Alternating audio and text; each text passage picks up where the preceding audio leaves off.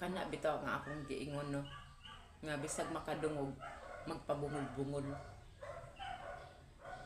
bisag nakakita magpabota-bota og ilisdan og negative nga mga words, mao nay dili maayo. Ug mao nang dili jud nato malikayan nga amat-amatan na lang yun siguro tag anig kuhag kayag sa Ginoo.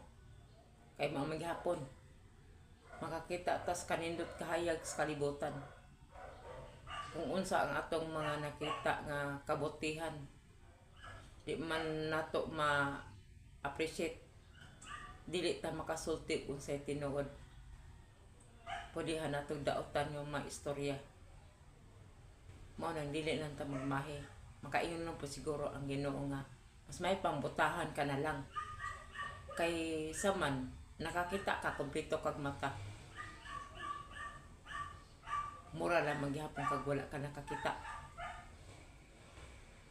Manang mag-amping yun ang tanan, kay kanang mga bad words nga imong ipasas nimo sa imong kapwa, muna'y pinakalabag pod sa kagustuhan sa Ginoo. Mao nang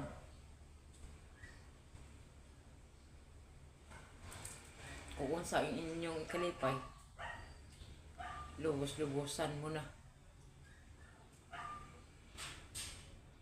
Ay maabot ra gyapon ang panahon na kanang mga sakit nimong mga sulti nimo para sa ngadto sa imong mga isigataw,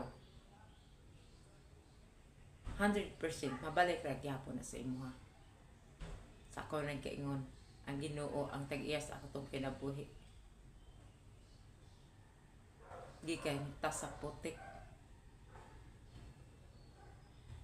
o guhuipan sa Ginoo ang atong lawas aron ta makahinga. Manong dili mahitabo o wala kahibaw ang Ginoo sa tanan ninyong mga gipambuhat daotan sa inyong isigataw. That's it. God bless you.